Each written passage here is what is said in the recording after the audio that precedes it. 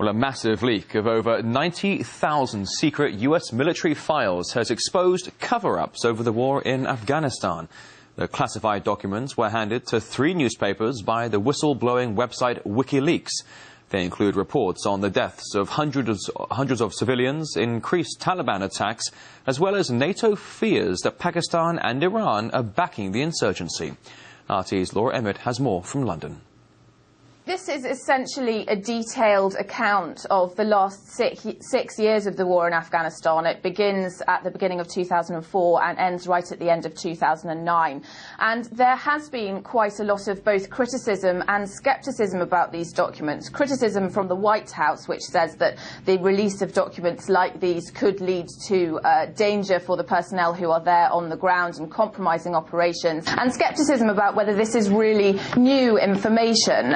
Military experts are saying that we've always known that there was corruption going on in the war in Afghanistan and that this is nothing new, essentially. But nevertheless, these 90,000 documents, many of them refer to the toll that the Afghan war has taken on civilians. There are 144 detailed incidents of the deaths of civilians during this conflict. Some of them have been from controversial airstrikes that we've already seen a lot of in the news and that the Afghan government has complained about. But some of them also were from something as simple as troops shooting at unarmed civilians on the streets, either the drivers of cars or the drivers of motorcycles, because they wrongly thought that they could be suicide bombers.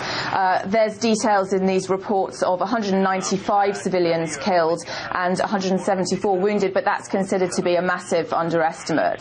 There are, we assume, more that have not been revealed by these documents. Also, something very worrying about Pakistan. Now, Pakistan receives $1 billion a year from the US government to support the fight against Afghan insurgency. But what we're seeing from these documents is, in fact, that the Pakistani spy service appears to be holding secret meetings with the Taliban in order to organize the militant groups that are fighting US soldiers. So those are just some of the things that we can see in these documents. The real story of this material is that it's war. It's one damn thing after another.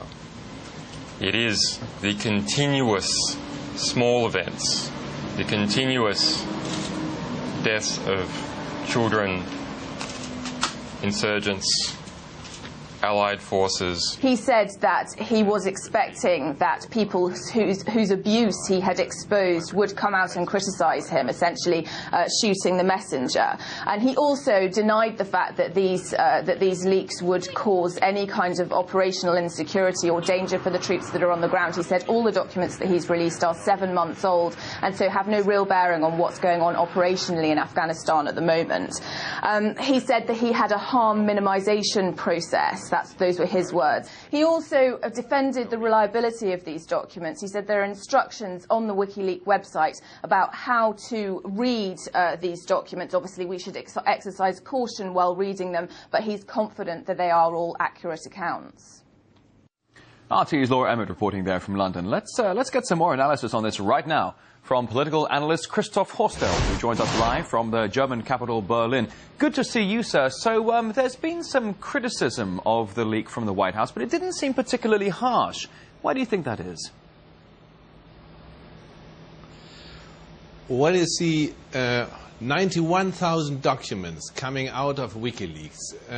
It is very clear that without some kind of tacit okay from US institutions, WikiLeaks would not have been able to publish anything. And what we see here and what we have to make of this is what the New York Times writes. Pakistan aids insurgency in Afghanistan, reports assert. That is what on page A1 the New York Times carries this morning. And they use the whole WikiLeaks information to accuse Pakistan of a double game. And they say about this double game, the flood of reports of Pakistani complicity in the insurgency, I read from New York Times this morning, has at times led to barely disguised tensions between American and Pakistani officers in the ground. And it rattles on and on for 10 pages with New York Times with accusations of double game against Pakistan. And what I accuse the New York Times and what I accuse American institutions of is of lying all the time in their teeth. So I'm sorry if I may, Mr. Horsell. If this double game, there are going to be conspiracy theorists having a field day with this. So with these leaked documents, you're drawing Pakistan into the story now. No, it's not me. This is the New York Times doing it, and the New York Times is the voice of America, so to say. They draw Pakistan into that, and I don't know how they managed to read the 91,000 documents and find out this truth in them. But explicitly, they talk about WikiLeaks. The documents, New York Times writes, made available by an organization called WikiLeaks, and then they start rattling off. And that is something which I find very astonishing, and it reminds me, in fact, of the practice of 9/11, when America knew within seconds that this was a bad, beardy Osama bin Laden killing American citizens. And what we have here somehow is making use of these leaked documents to make a case that Pakistan is not playing straight in this war, in this so-called war against terror. And that's, of course, wrong. What I say is, and I have proof for that, and I've written 3 books on it, America itself is playing a double game, and it's forcing Pakistan to play this double game alongside America. That's what's going on right now, and all the rest of this is a dirty lie, and we should not believe anything of it. All right, so we've already had a partial reaction from Capitol Hill saying, well, these leaked documents are now undermining our project to promote stability in Afghanistan. But NATO's European members say that they hope the League won't harm the current situation in that war-torn country. What's your take on this? Well, you see, I have checked this material now for several hours on end. What I find out is that it's interesting to read it. I think the stuff is genuine. It is not worthless to read it, but certainly, how to say, it is soft material. There are much bigger cases, both in politics, and WikiLeaks, how to say, admits to that they don't have the big political cases. They just have, the day-to-day basis events that happen on the battleground. That is good to read, but of course also these events are so to say screened. Yeah, you don't get the real tough things. You get some softer things. For example, when there's a green on green, as they call it, if uniformed Afghan security forces open fire on other uniformed Afghan forces. Well, these cases are rare, according to this material, and there are not so many dead to mourn. But the fact is, for example, that the Afghan National Police has at times stolen whole convoys of diesel tank trucks, and that the army had to go after them and find these trucks and bring them back on the road.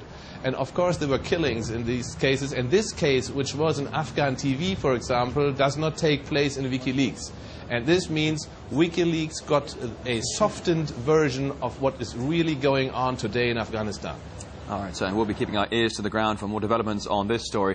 Political analyst Christoph Forstel from Berlin. Thank you. Well, Robert Fisk, the Middle East correspondent for the British daily, The Independent, says the internet's stepping on the toes of newspaper and television journalism.